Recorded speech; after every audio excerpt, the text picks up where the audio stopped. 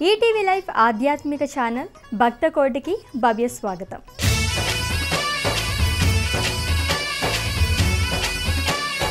ఆర్తితో ఆరాధించిన వారికి ఆపన్నహస్తం అందించే ఆశ్రిత వరదుడు హనుమంతుడు.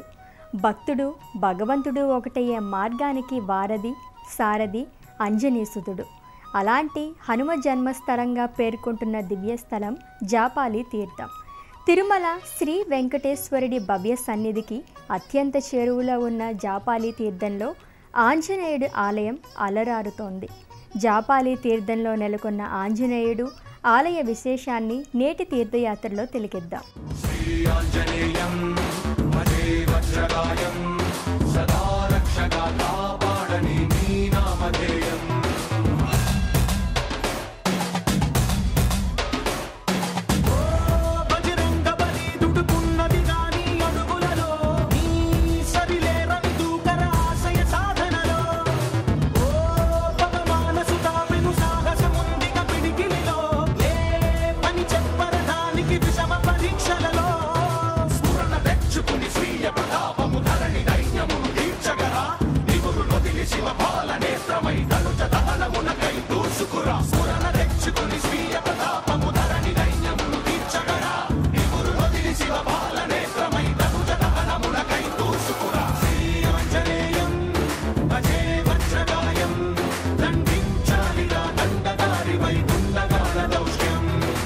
ముక్కోటి దేవతల శక్తులు హనుమలో నిక్షిప్తమై ఉన్నాయి. ప్రతాపం, యశస్సు, ధైర్యం, బుద్ధి, బలంలో మాత్రమే కాదు, మూర్తీభవించిన మహాయోగ మూర్తిగా ఆంజనేయుడు తేజరిల్లుతున్నాడు. అలాంటి హనుమ మాతృమూర్తి పేర సప్తగిరిలో ఒకటిగా అంజనాద్రి వెలసిల్లుతోంది. ఆ అంజనాద్రిపై వర్ధిల్లుతున్న దివ్యస్థలి జాపాలి తీర్థం. శ్రీమద్ రామాయణ గాథలకు ప్రత్యక్ష నిదర్శనంగా ఉన్న ఈ సన్నిధి నేటికి పునీతధామమై భక్తుల్ని ఆకట్టుకుంటుంది.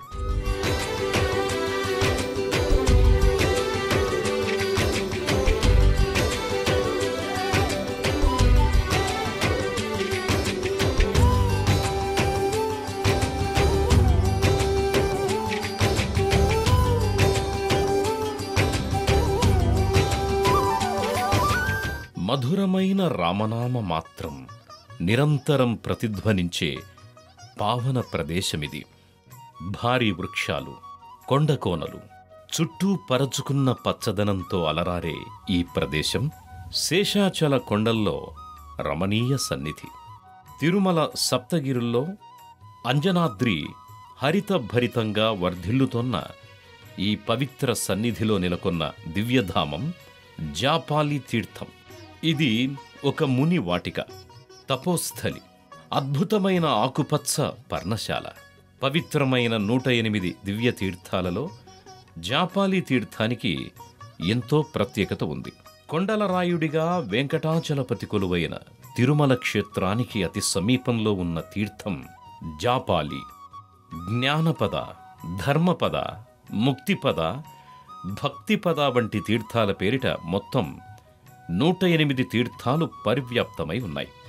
వరాహ స్కాంద పురాణాల్లో జాపాలి తీర్థ ప్రశస్తి విశేషంగా వర్ణితమై ఉంది.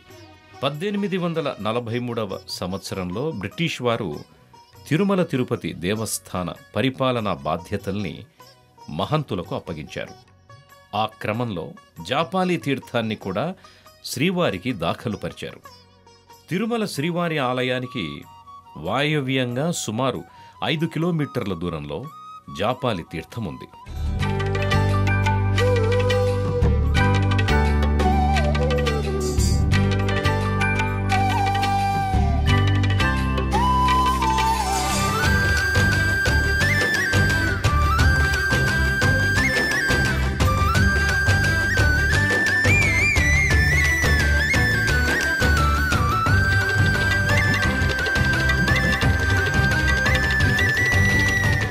తిరుమల పాప వినాశనం డ్యామ్ రోడ్ మధ్యలో దిగి 1/4 కిలోమీటరు మెట్లగుండా పయనిస్తే సుందరమైన ప్రాకృతిక రమణీయ ప్రదేశం జాపాలి తీర్థాన్ని చేరుకోవచ్చు. అలాగే తిరుమల బాట గంగమ్మ పక్క నుండి దారితీసే నడక త్రోవలో ముందుకు వెళితే ఈ జాపాలి తీర్థాన్ని చేరుకోవచ్చు. నగరాలు పట్టణాల రణగుణ ధ్వనులకు దూరంగా, వాహన కాలుష్యాలకి అతీతంగా, ప్రశాంతంగా, ఆహ్లాదకరంగా ఈ లోగిలి అలరారుతోంది. ఓ ఆకుపచ్చని హరితవర్ణ లోయలో జాపాలి తీర్థం నెలకొని ఉంది. అంతటా ప్రశాంతమైన ధ్యానయుతమైన వాతావరణం సర్వత్రా పరుచుకొని ఉంటుంది. ఆనందమయమైన పరిసరాలు కలిగినందువల్ల ఈ పావన పెన్నిధికి జాపాలి ఆనందాశ్రమం అనే పేరుంది. జాబాలి అనే మహర్షి ఆశ్రమం త్రేతాయుగంలో ఈ ప్రదేశంలో ఉండేది. ఇక్కడే ఆ మహర్షి తపస్సు చేసుకునేవాడు. శ్రీరాముడు సీతాన్వేషణలో భాగంగా దండకారణ్యంలో సంచరిస్తూ జాబాలి మహర్షి ఆశ్రమాన్ని సందర్శించాడు.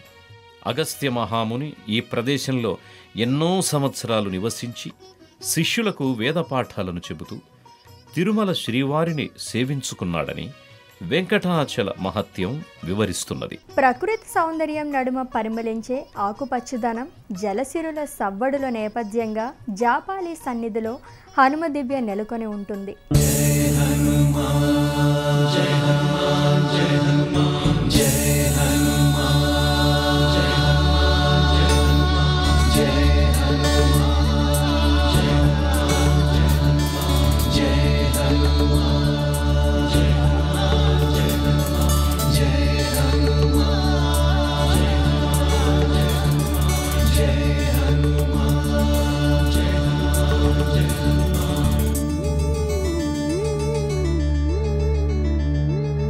సార్వకాలీనమైన సార్వజనీనమైన మంత్రసహితమైన పావన గ్రంథం శ్రీమద్ రామాయణం.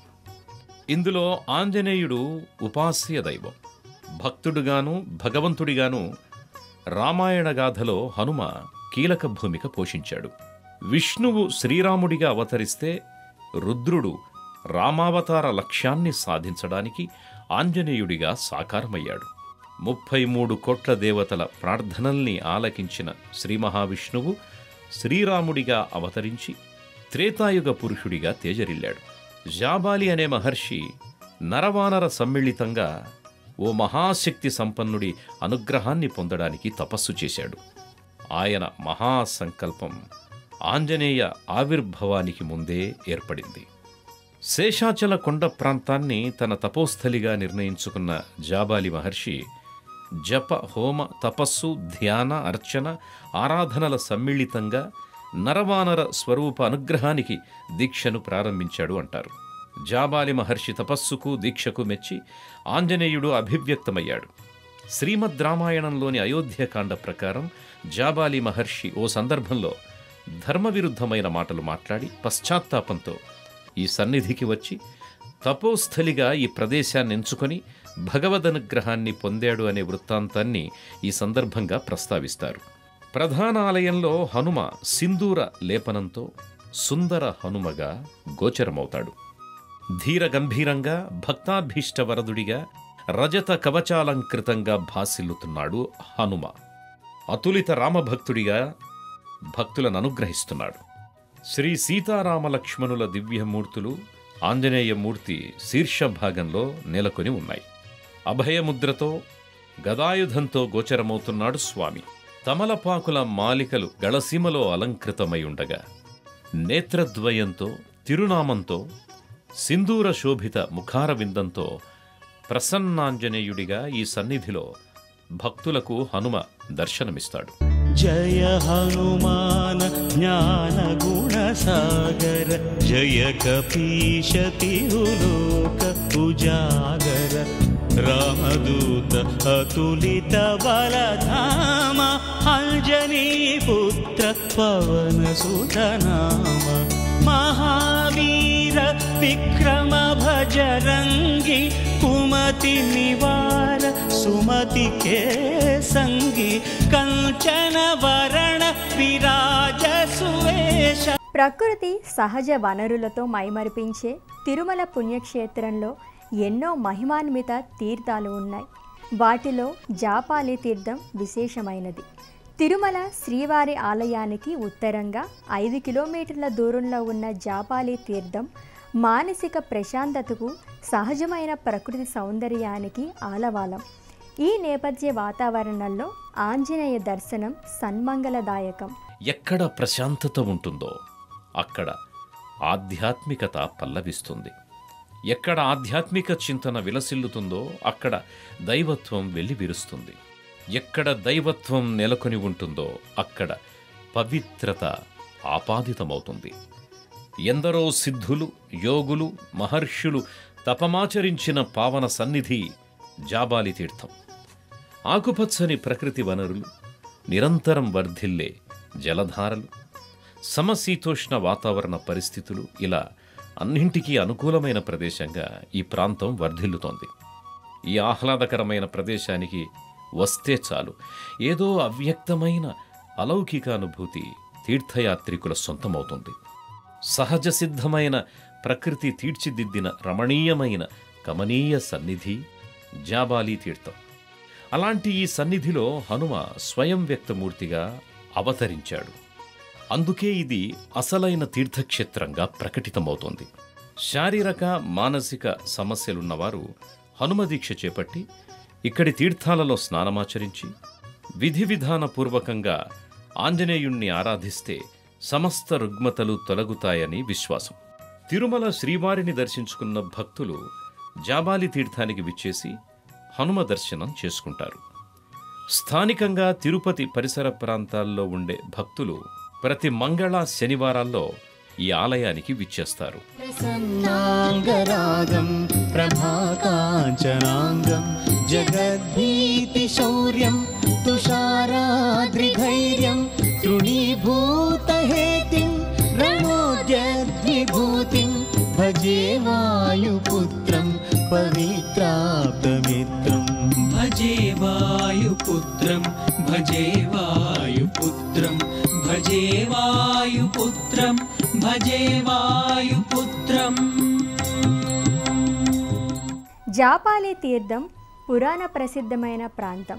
త్రేతాయుగం నుంచి ఈ తీర్థం వర్ధిల్లుతోందనడానికి అనేక ఆధారాలు ఉన్నాయి. ప్రకృతి పులకింత క్షీరజలధారల పాలపుంత జాపాలి తీర్థం. ఆంజనేయుడు బాల్యంతో ముడిపడిన ఈ సన్నిధి మహిమాన్వితమైన సన్నిధి. తిరుమల క్షేత్రాన్ని దర్శించుకున్న భక్తులు తప్పకుండా జాపాలి తీర్థాన్ని దర్శించి అంజనీపుత్రుడు అనుగ్రహానికి పాత్రులవుతారు. త్రేతాయుగం నుంచి ఈ జాబాలి తీర్థం విఖ్యాతిగాంచింది. రావణ వధానంతరం సీతా సమేతంగా శ్రీరాముడు అయోధ్యకు వెళుతూ ఈ అరణ్య ప్రాంతానికి విచ్చేశాడు అంటారు. ఇక్కడి వాతావరణం సీతారాములను ముగ్ధులం చేసింది. ఆ సమయంలో శ్రీరాముడు స్నానం చేసిన తీర్థానికి శ్రీరామ తీర్థమని, సీతాదేవి జలకమాడిన తీర్థానికి సీతాతీర్థమని పేర్లొచ్చాయి. ఇవి ఆంజనేయ స్వామి ఆలయానికి తూర్పున ఒకటి, పశ్చిమాన ఒకటి ఉన్నాయి.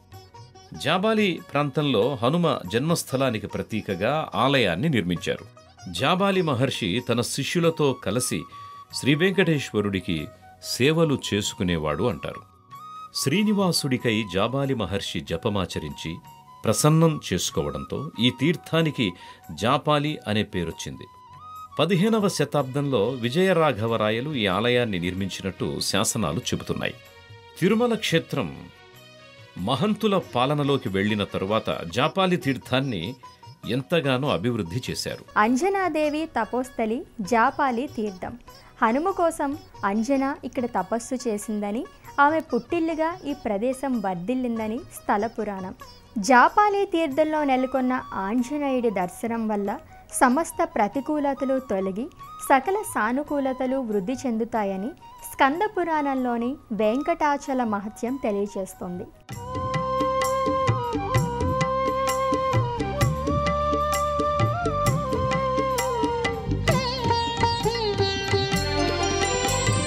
మనోజవం మారుతతుల్యవేగం జితేంద్రియం బుద్ధిమతాం వరిష్టం వాతాత్మజం వానరయూధముఖ్యం శ్రీరామదూతం శిరసా నమామి.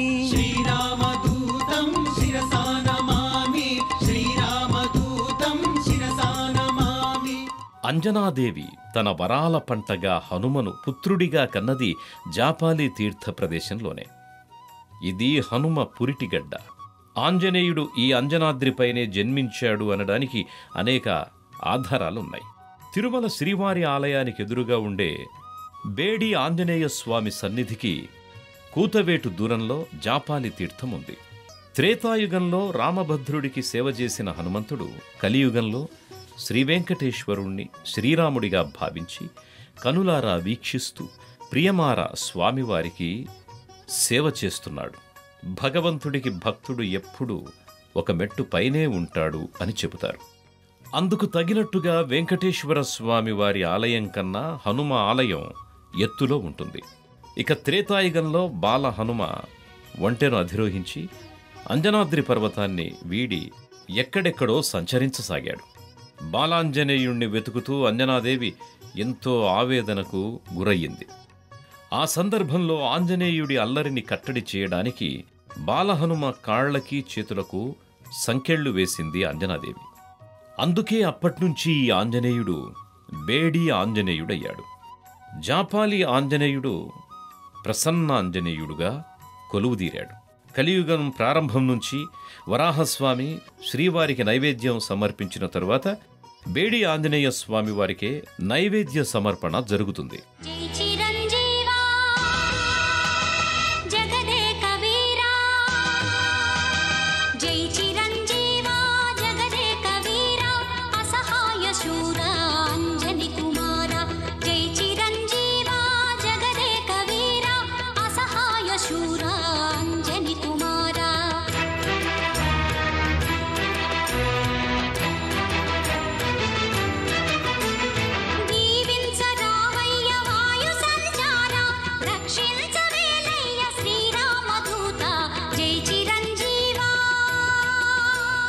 హనుమ అవతరించకముందే ఆ రూపాన్ని ప్రత్యక్షం చేసుకోవడానికి జాపాలి మహర్షి ఈ తీర్థస్థలిలో తపస్సు చేశాడని ప్రతీతి.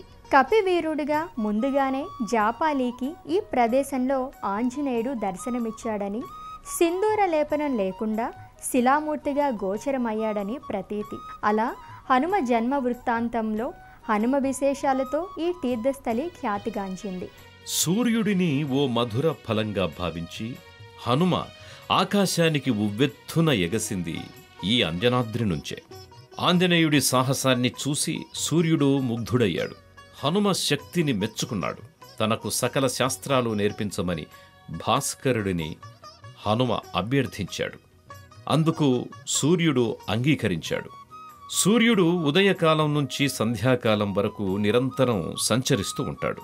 సూర్య గమనంతో పాటే తాను సూర్యుడితో పాటు ప్రయాణిస్తూ సమస్త విద్యలను సూర్యుడి నుంచి ఆంజనేయుడు నేర్చుకున్నాడు. హనుమ దీక్షా దక్షతల్ని మెచ్చుకొని తన కుమార్తె అయిన సువర్చలను హనుమకిచ్చి సూర్యుడు వివాహం చేశాడంటారు. అయితే ఉపాసనా సంప్రదాయం ప్రకారం హనుమకు సహజ సిద్ధంగా ఉండే సువర్చస్సే సువర్చల.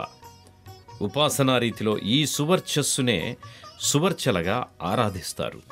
హనుమ దేవశ్రేష్ఠుడని వానరగీత పేర్కొంది.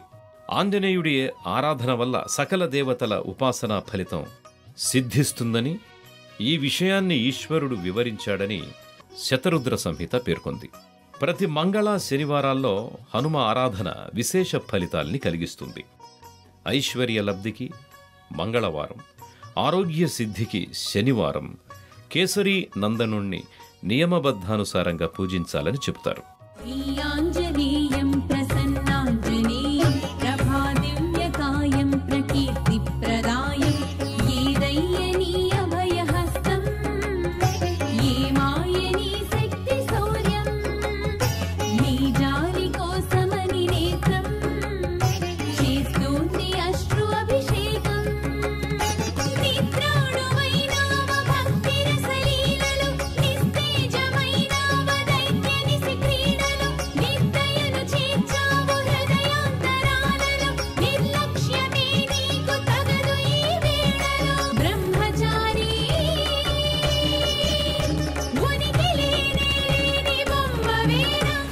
మహాశక్తి సంపన్నుడు హనుమ ఆరాధన సకల వ్యాధి వినాశకం, సమస్త యోగదాయకం, సర్వభోగ కారకం. హనుమ అంటే మూర్తీభవించిన అనన్య సామాన్య దాస్య భక్తి, అనిర్వచనీయ శక్తి, కార్యసాఫల్య యుక్తి. హనుమత్ అనే పదానికి సుషుమ్నతో కూడిన యోగీశ్వరుడు అని అర్థం. శ్రీచక్ర నివాసిని సాక్షాత్తు మహాలక్ష్మీదేవి అయిన సీతామహాసాధ్విని లంకా అనే శ్రీపురాల్లో దర్శించిన హనుమ యోగసిద్ధిని అందుకున్నాడు. అలాంటి హనుమ జాపాలి తీర్థక్షేత్రంలో ప్రసన్నమూర్తిగా దర్శనమిస్తున్నాడు. ఆదర్శనీయ వ్యక్తిత్వం, ఆచరణీయ మూర్తిమత్వం, ఆరాధనీయమైన దైవత్వం కలబోత శ్రీ ఆంజనేయ స్వామి. కొలిచిన వారి పాలిట భక్తాభీష్టవరాల వేల్పుగా జాబాలి ఆంజనేయుడు వర్ధిల్లుతున్నాడు. జాపాలి తీర్థాన్ని ఎలా చేరుకోవాలి, మందిర దర్శన విశేషాలను ఇప్పుడు చూద్దాం. తిరుమల యాత్రకు విచ్చేసిన భక్తులు తప్పక దర్శించే సన్నిధుల్లో జపాలి తీర్థానికి ప్రత్యేక స్థానం ఉంది. తిరుమల నుంచి దేవస్థానం వారి బస్సులతో పాటు ప్రైవేటు వాహనాలు కూడా జపాలి తీర్థం వెళ్లడానికి అందుబాటులో ఉంటాయి. తిరుమల నుంచి పాప వినాశనం డ్యామ్ రోడ్ మధ్యలో మెట్ల మార్గం ద్వారా జపాలి తీర్థానికి చేరుకోవచ్చు. ప్రతిరోజు ఉదయం 5 గంటల నుంచి మధ్యాహ్నం 1 గంట వరకు, తిరిగి మధ్యాహ్నం 2 గంటల నుంచి రాత్రి 7 గంటల వరకు భక్తులు జపాలి ఆంజనేయ స్వామిని దర్శించుకోవచ్చు. ఆదర్శనీయ ఆచరణీయ భావాలకు సహకార రూపం హనుమ. తన మూర్తిమత్వంతో, నిరుపమాన వ్యక్తిత్వంతో రామాయణ రత్నహారానికి కొలికపూసగా మణిమయంగా బాసిల్లుతున్నాడు. ప్రకృతి సిరులతో తన పుట్టినింట వర్ధిల్లుతున్న జాపాలి తీర్థ హనుమ దివ్యకృప మనపై సదా వర్ధిల్లాలని ఆకాంక్షిద్దాం. రేపు మరో క్షేత్ర దర్శనంతో తీర్థయాత్ర కార్యక్రమంలో కలుసుకుందాం. నమస్కారం. ఈ కార్యక్రమాన్ని తిరిగి చూడాలనుకుంటే www.youtube.com/ETV Life Spiritual లో చూడవచ్చు.